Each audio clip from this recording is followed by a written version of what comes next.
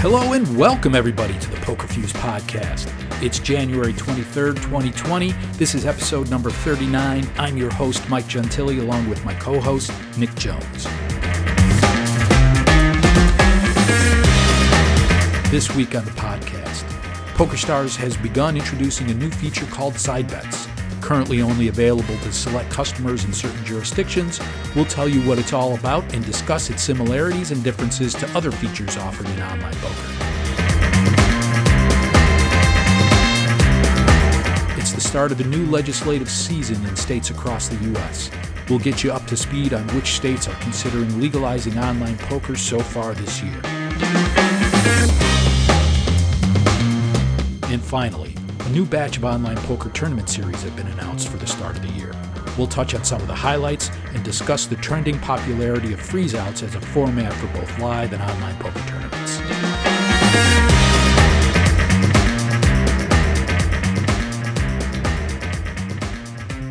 PokerStars has introduced a new feature, side bets, that are taking place alongside their online poker games. Nick, tell us what are some of the details about these new side bets offered at PokerStars? Yeah, so what we know is, I will prefix all of this, is we actually haven't tested it ourselves. It's apparently live in the UK market and in the EU market, but it's only live for a select cohort of players, so that's certain customer accounts, and none of our accounts that we have access to have it enabled. So we're piecing this together from information on the PokerStars website, from certain player reports, and some screenshots that we've seen. But as we understand it, as the name would kind of imply, you can place bets, ultimately casino bets really, at the poker table about what hole cards you're going to be dealt next and what flop cards are going to be coming. So you can bet, that you're going to get a pair of aces next hand, or the flop is going to have three of a kind on, these kinds of things. Yeah, when I originally saw this, my thought was, why? Who would be interested in betting if the flop is going to come three of the same suit? But I guess it will appeal to people that play casino games. So it seems to me that they're targeting the people that dabble in both poker and casino games. Yeah, that's ultimately it, isn't it? It's a casino side game. Having casino games on the side of the poker table is certainly nothing new. I mean, it's the exception to think of an online poker room that doesn't offer casino games integrated into the poker lobby. I mean, off the top of my head, the only one I can actually think of is Run It Once Poker. All the other operators will have, casino games and sports betting where possible built into the client.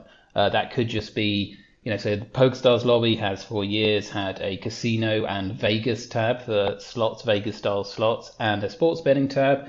They are there in the lobby. You might, on the poker table, be prompted or suggested, like, hey, do you want to place a sports bet? Click here to go to the sports bet. And some poker operators go a step further. They will have 888 is perhaps the best example I know, where they actually have built into the poker table kind of a mini side window where you can play a quick hand of blackjack on the side. So the idea of encouraging poker players, cross-selling them into the casino is certainly not new. But what seems to be new here, at least today, I can't think of any other operator has, where you can basically bet on the poker hand that you are also participating in. That seems to be the new thing here. Yeah, and as you pointed out in the article that you authored over on Poker Industry Pro, it's really not that different from the all-in insurance that PokerStars is currently offering. I mean, that is a gamble. It is loosely based on, well, not loosely, it's based on the actual poker hand in play. So with the side bet, the new side bet feature, it feels a bit different to me. Because it feels more strategic, whereas the side bet one, it's a higher hold for the house. I think it's about 2 to 3% is the advantage, the house advantage on side bets. Yeah, that's correct. Yeah, compared to the 1% for the all-in insurance? Yeah, and so we've seen some pay tables. I haven't done the maths on how close they are to the reality, but on the PokerStars website, it says that the house edge is around 2.7%, which is basically exactly what European, so single zero roulettes. I think the house edge there is 2.72 maybe. So like the pay table here is you can bet 40 to 1 that you'll get dealt a pair of aces. I think the actual odds are 44 to 1, something like that. So, that's obviously where the edge comes in.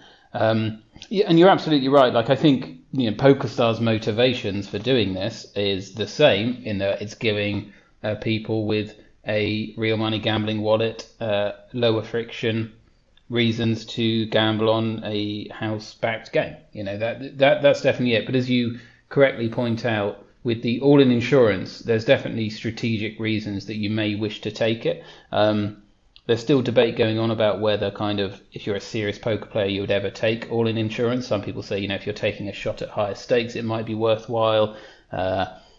People say maybe if it wasn't 1% but 0.5%, it'd be worth it. It definitely conveys some advantage. You're basically offloading your risk.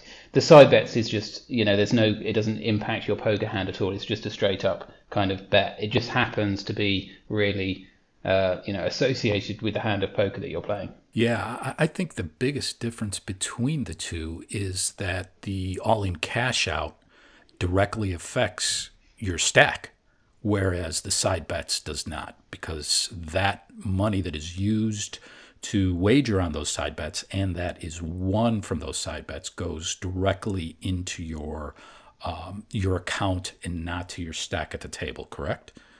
Yeah, that's absolutely right. So everything you bet and all your winnings are just done with your Stars wallet, so they don't impact in any way. And I assume, other people at the poker table have no idea that you're participating in this, much like if you fired up a blackjack hand, your opponents at the poker table wouldn't be associated with that in any way. So again, like, other than the fact that the result of your casino bet is based on the hand that you get dealt or the flop that comes down, otherwise it's basically an unrelated kind of casino bet. And I was even trying to think, like, okay, maybe you could hedge your variance, like you could bet on getting dealt a poor dealt a poor hole cards, like you're dealt 2-7 off, because you could offload some of the cost of ultimately having to fold that hand. But from looking at the pay table, they're all the things that you might want to bet on are all things that you would want to play post flop anyway.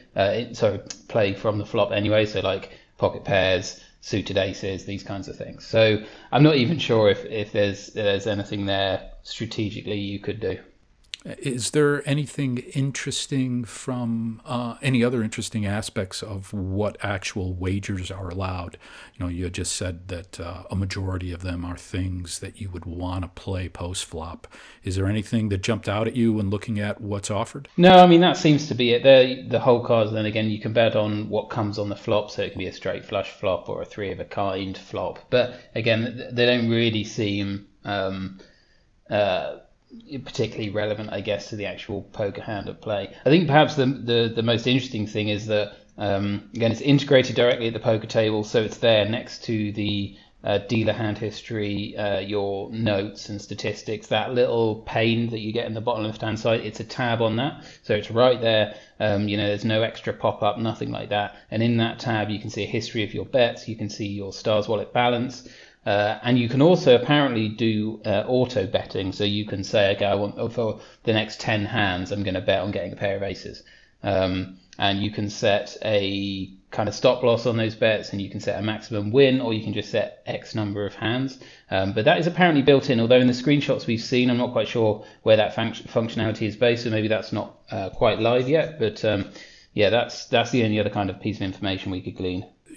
Another thing that I guess maybe they would be moving towards, or maybe that would be more appealing to poker players, would be to play against other players and not against the house. I recall back watching high stakes poker back in the day when, everyone would have their side bets and they'd be betting on the flop, diamonds are going to come. And that was, it seemed there was more appeal there because they were competing to take each other's money and not competing against a house-backed game like the side bets is structured currently. But maybe that's something to consider in the future. Yeah, so there's perhaps the closest equivalent today that's live is GG Poker has a side game, and it's completely separate to the poker table, but it's called Cowboy Poker. And it works very similarly in that, much like you say, it's kind of peer-to-peer in the sense that, so you load up Cowboy Poker and there are two cartoon characters, a cowboy and a bull, I think, and they're playing a heads-up, I think, basically all-in game. So they both got whole cards and it goes all in and one of these two players wins. And you place a bet on which of the two you think will win, and there are also bets on what the flop will be. So very similar to the kinds of bets that you can place in this PokerStars side bets, and it's communal, like you say. So you play with other people, and I think you can see like where the money's going. So more people are putting money on the bull over the cowboy, much like a kind of a live dealer casino game is, I suppose.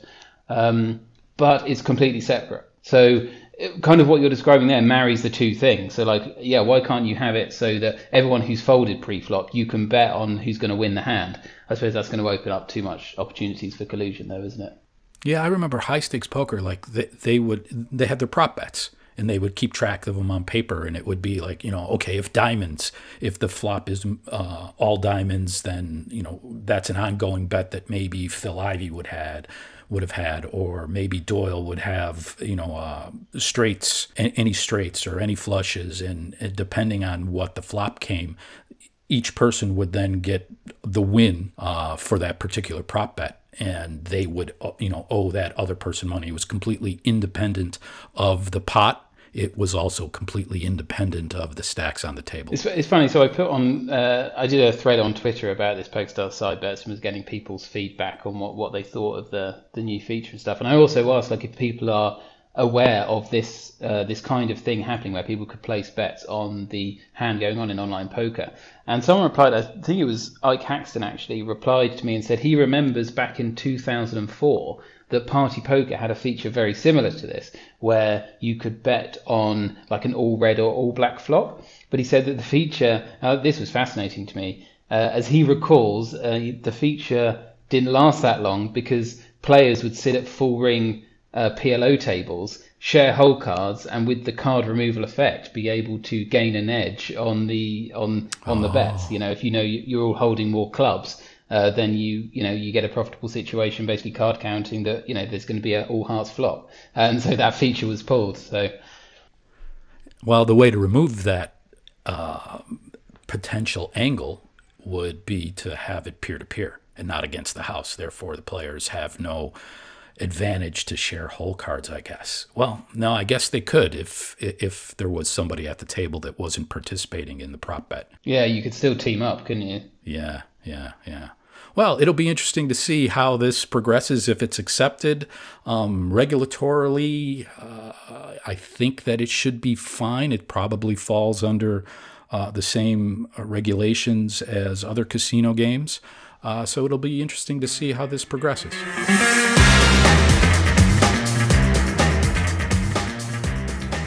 So a new year always brings renewed hope that we're going to see more states coming online in the United States for regulated online poker and other regulated games. Normally what happens is we all get a flurry of news about half a dozen states got these bills and they're progressing and looking great and all that, and then as the year progresses, those hopes diminish and maybe one squeezes through. So Mike, it's a new year. What ones should we be getting really hopeful about to have our hopes dashed in 6 months' time? Yeah, and that's really it.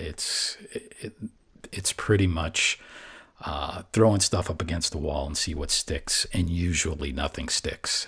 This year, early on, we have legislation introduced in a few new U.S. states that could legalize online poker. I think probably the favorite of all of them right now is Kentucky. And it's still very early days, so that's something to consider as well. But the bill would authorize online poker, would not authorize online casino games, which is interesting. Kentucky is a small state, so I'm assuming that any profitability or attention by operators there would be eventually to combine player pools with other states. So that's maybe something that until the Wire Act gets resolved. We may not see a lot of push by the operators as far as lobbying goes to try and get these across the finish line, but it's probably the highlight of the bills that have been introduced so far this year. So it's funny because, I expect you to say when we have these conversations once a year, it's California or something like that. It's New York. Kentucky, when you say Kentucky, the one thing that I know when it comes to online poker in Kentucky is the PokerStars court case. Yeah. And it's fascinating to hear. I mean, I would, if you were to ask me to rank your US states and the least likely to authorize online poker, I probably would have thrown Kentucky in there just because of that case against PokerStars seemed particularly anti-online gaming, I suppose. Yeah, and it's interesting. I was going through the actual text of the bill, and they do make mention of suitability.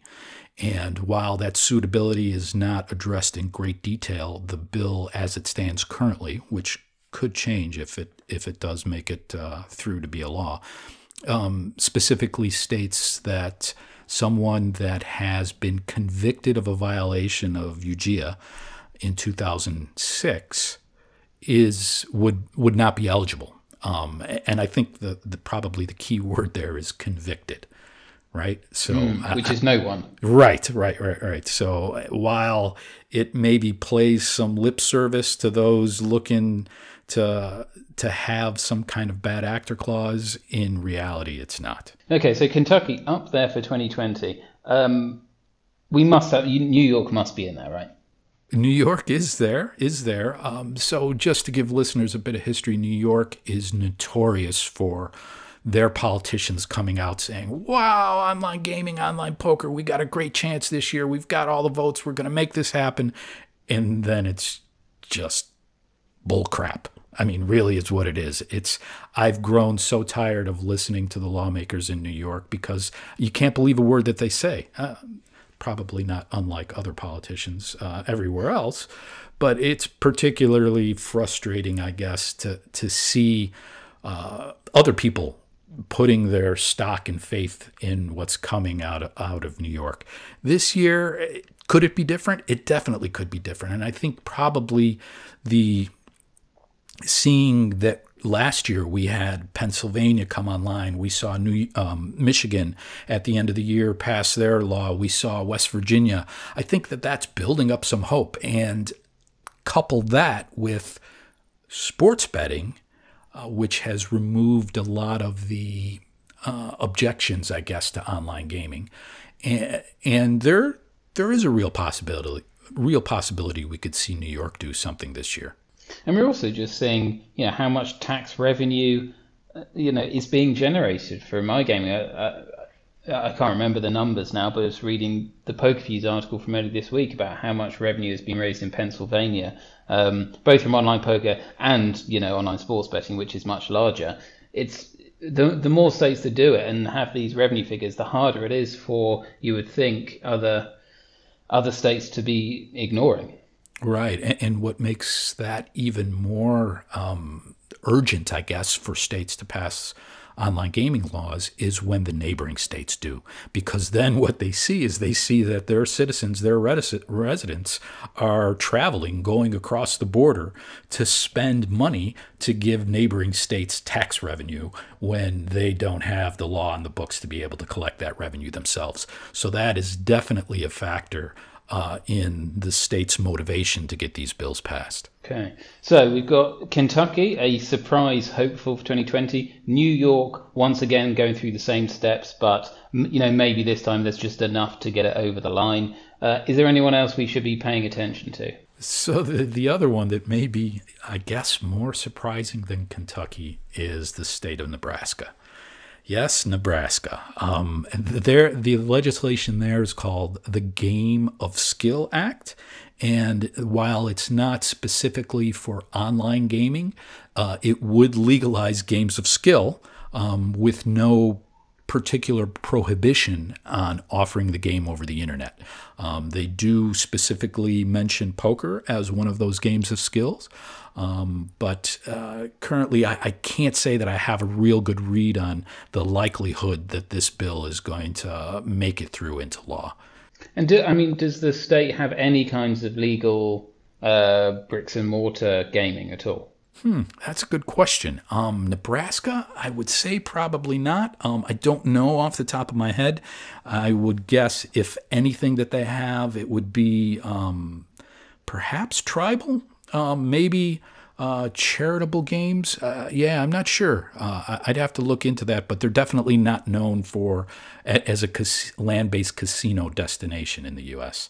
I don't believe they have any commercial casinos there, but I'd have to double check to make sure. So it's interesting to hear that two of the three states that you've mentioned there are poker specific, well, not poker specifically, but skill games based, which should include poker, and not online casino, which is obviously something that we have in Nevada, but none of the other states that have passed iGaming legislation have been that specific in the games that they've been kind of targeting. Yeah, and to be honest, that makes me doubt their ability to get these into law in the first place. It almost seems like if this was a wholehearted effort to generate revenue, then you would also see them including casino games.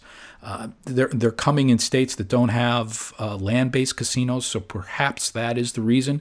And maybe this makes it more likely because they don't subscribe to using casino games or games of chance as a way to raise revenue.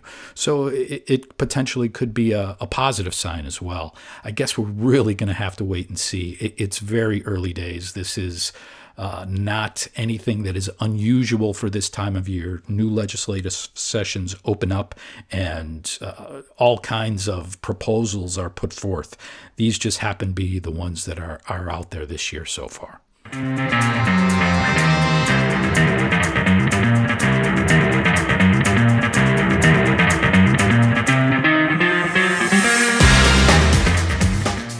Online poker tournament series have certain times of the year which they are really popular. I wouldn't think that February is one of them, but it seems to me that there's been a lot of activity as far as announcements for series that are coming up next month. Nick, what do we know on that? Yeah, February is the new September, or at least May, I suppose. I don't know. Tournaments have become such a key thing, big tournament series for all operators that I would say a year or two ago, I would say there were these 3 points of the year, with February becoming this big thing alongside the classic September big series and the spring kind of time. Honestly, though, some operators are running a big series almost every month, that even those lines are being blurred. With that said, every operator has got something going on in February. Not their biggest ever, not their biggest of the year, but pretty big deals that if you are a tournament player, it is a time that you will want to be probably sitting and grinding across multiple poker rooms. Won't go into all of them in a huge amount of detail, but PokerStars has got Bounty Builder Series, Party Poker KO Series. MPN has got their last ever Universal Championship of Online Poker. It's also, by some metrics, their largest ever. That's going on now, actually. That started a bit earlier than the others. And I think it's going on for one more week. Unibet has got their 7th Unibet Online Series. Oh, who else have I forgotten? GG Poker has announced another new tournament series, Not Their Blade, a new brand. So yeah, everyone's doing something big over the next 2 weeks. Winamax too, right? Oh yes, I saw something on Winamax. Yeah, Winamax actually is a bit earlier. They do theirs in January, have done for a while. Theirs was the largest ever, 15 million euros guaranteed. Their main event was the largest ever in the segregated European market. I believe it was 3 million euros guaranteed and ended up paying out over 4. So huge success for them. It was like probably a 12-day one phase event, but even so, yeah, I think that's all the big guys with something in either the January or February period. With all those that you mentioned, the one that I did not hear was the Turbo Championship of Online Poker, or T-Coop as it's been called. That's usually running in that time slot and has not been scheduled this year. That's probably the biggest surprise from all of these things happening in February, is that PokerStars ran T-Coop, I think, for 6 years. It rebranded for some reason to Turbo Series, which happened in 2018 and 2019. And this year they apparently are not running it, which is really strange. So 8 years on the trot, January or February, big turbo series was, I think, originally always 10 million guaranteed. Last year it was by far the largest. It got up to 25 million guaranteed, and was a success, paid out over $30 million across the series. And then everyone just kind of expected it to happen. I certainly did just expect it to happen. And instead they announced Bounty Builder Series instead in the same time slot, same amount guaranteed. They ran Bounty Builder Series, so as the name would imply, it's a progressive knockout tournament series. All the rage. Certainly a crowd pleaser. Certainly brings in the players. But they last ran one 3 months ago. So they ran two last year. The last one was in October, November time, and they've decided to run it again, which is odd to me. I'll be honest that they have decided to really double down on that. So yeah, whether we'll see Turbo Series come in, March or April, it's always possible, but no mention of that as it stands so far. Yeah, I would be surprised if they don't schedule it at some point this year. I'm looking over at the chart that we have on Poker Industry Pro, and it shows the series guarantee has been 15 million since 2013, with the exception of last year where they bumped it up to 25 million, like you said. So it would seem very strange that they would go 15 solid for all those years, bump it up to 25, and then it would just disappear. It's got to be, they've got to have it earmarked for a different time slot, I would imagine. Yeah, with that said, PokerStars does take some steps which are surprising to me. I don't understand why they renamed it from T-Coupe to Turbo Series. I mean, maybe they, got customer feedback that, 5-letter acronyms are confusing, but, it was Scoop, it was W-Coupe, and then it was T-Coupe. It just worked. It was the trifecta. And as, they made it not quite as prestigious, but up there. It was the third string in the bow. But as I say, it's just things have become, now they've got Winter Series that just concluded at PokerStars, ran over December into January, was massive. Again, 8-figure total prize pools, really up there. They have Micro Millions. They have, just as I say, one every 6 weeks almost. That, Turbo Series, maybe it's gone. Who knows? I mean, it would be an odd move, but in the flip side, I wouldn't be all that surprised, just because they do seem to mix things up, from my perspective, somewhat unpredictably. Yeah, well, we're also seeing some announcements come out about some of the Sunday majors as well. So it's not just tournament series, but it's the regular big tournaments that operators run on Sundays. I think PokerStars is doing something with a half-price Sunday Million, right? So the PokerStars Sunday Million, as listeners will know, we've talked about this a lot of weeks over the last year. Switched to a 109 buy-in. Over the summer, ran a lot of PKO specials, some half-price ones. I think it's this Sunday, are running another half-price. It was either that or it was last Sunday. I think it's this coming Sunday. It's another half-price, $54.50 buy-in with the same $1 million guaranteed prize pool. I'm sure that'll be a huge success, was last time. The big thing that they've announced is that they are having another Sunday Million anniversary tournament. Can you tell me how much they're guaranteeing, Mike, before I can bring it up? I would say it's somewhere around 13 to 15 million, somewhere in that ballpark. Yes. No, it's coming back to me now. Yeah, so $12.5 million guaranteed makes it for them. So the largest ever prize pool they've paid out in a single tournament is 12.4 million, not coincidentally. So they've set this at 12.5 million. So it's locked in to be the largest ever tournament they've had, both in terms of guaranteed prize pool and ultimate prize pool, because the guarantee is larger than the biggest they've ever had. So that is happening. Let me just bring up the date. March-ish? Yeah, March is the anniversary time, isn't it? Let me have a look. March 22nd. As we've seen before with the anniversary editions, they've doubled the buy-in, so it's back up to the 215 level. So this caused, I'm not quite sure if controversy is the right word, but it led to the CEO of the Winning Poker Network, a US-facing offshore site, did a little video that went up on Twitter and did the rounds where he kind of criticized PokerStars because in the structure of this tournament, they have a 24-hour late registration period.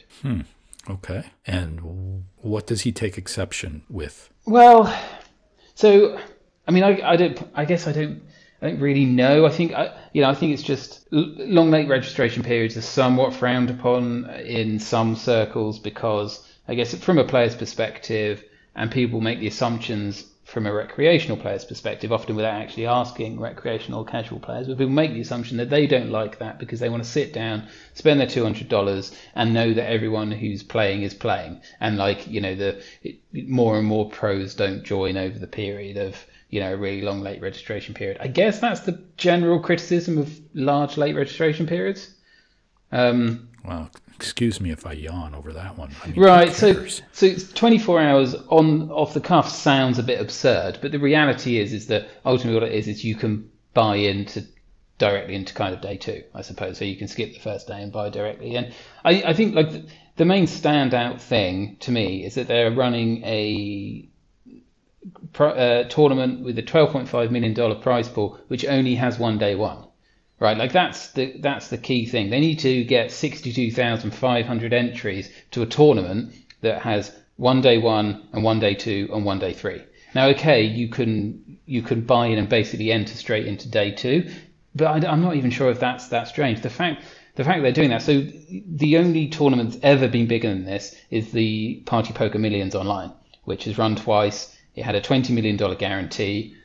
Both times it spent practically a year ramping up with satellites. It then has between 3 and 5 day ones. Still an extremely impressive achievement from Party Poker, but this is a single flight tournament. Yes, you can re-enter 5 times. Yes, there's this 24-hour late registration period, but I don't think that really takes away from the what they're going for, the achievement that they're trying to hit. Right. So I guess if we compare a 24-hour late reg period to having multiple day ones, that would really be the thing here. Because currently there's only one day one, but it has a 24-hour late reg period. So that's, I guess, the big difference. I'm curious as to how those 5 bullets play into that late reg period. So can you wait to rebuy, or is that something that needs to automatically happen at the time you bust? Well, that's a good question. I kind of assumed that you could re-enter whenever you liked. But no, maybe not. Maybe you have to do it. Maybe you have to pull the trigger immediately. That's a good question. I mean, the main thing is, if this had 2 day ones, no one would bat an eyelid. So I don't know, maybe I'm missing a point. Maybe our listeners can point out to us on Twitter what we're missing. We're definitely not MTT specialists and never have been. So maybe we're missing a nuance here. But to me, if PokerStars said, hey, we're going to host a $12.5 million guaranteed tournament with 2 day one flights, everyone would be like, wow, cool. Party Poker does that with, they have their Sunday Million tournament, and it has, I think it's 7 or 8 day one flights across the week, and that's still really cool. So I don't know. Again, do tell us if we're missing out on something. I would say, we can lead into briefly that, this definitely is part of a current conversation that's ongoing about the role of late registration and multiple re-entries, and we're definitely seeing some operators kind of address that and do kind of more freeze-out style tournaments. Yeah, GG Poker is one of those. They recently launched their new Sunday major, the GG Masters, and that has no re-entry, no rebuys. I think it's been running for maybe 3-4 weeks now, close to a month. We also saw the World Series of Poker with some of their announcements recently about the events for this coming summer. Their championship events are freezeouts, and that is perpetuating the trend that we're seeing this year in live events or in events in general. That is something that has been talked about for a while, getting away from rebuys, but we're really seeing a lot of action this year.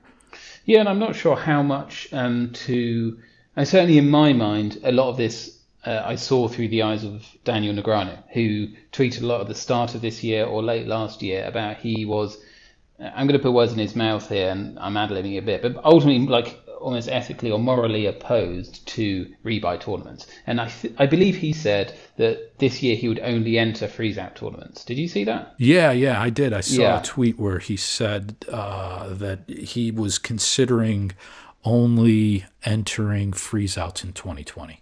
Yeah, and he said, like, this is going to cost me money, but I feel it's the right thing to do to basically bring attention to what he sees is an issue. I mean, I would love to see a bit more, I don't know, something a bit more formalised to ascertain that people consider this a big enough problem.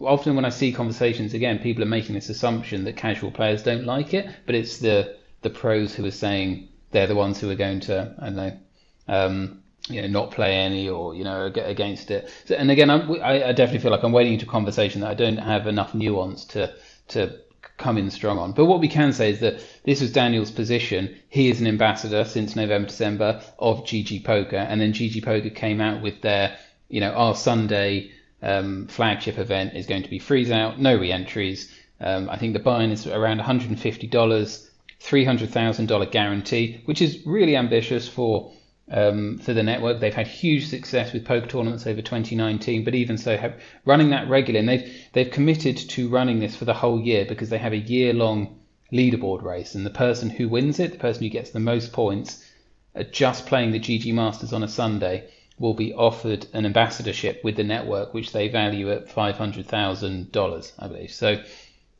they've really committed to running this for the whole year.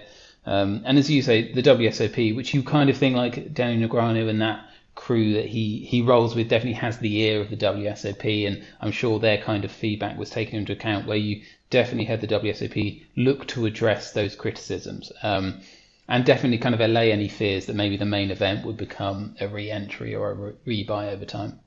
Yeah, I remember in recent years, or maybe not recent years, but in past years, there was the players panel that would have input into the upcoming schedule for the WSOP, and Daniel was very active in that venture.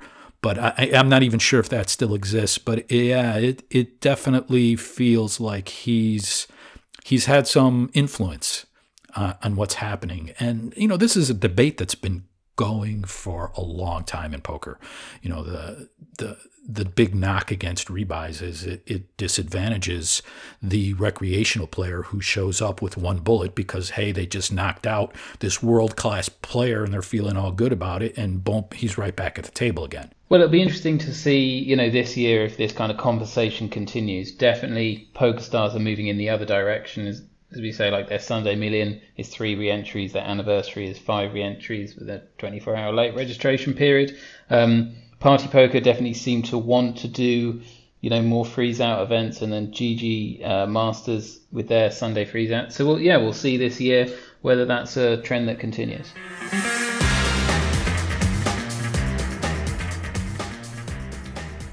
Well, that wraps up this episode of the Poker Fuse podcast. As a reminder, please give us a like and a subscribe wherever you get your podcasts. And you can also follow us and interact with us on Twitter. Nick is at PokerProJones. I'm at SpookyBugs. Thanks, everyone, for tuning in.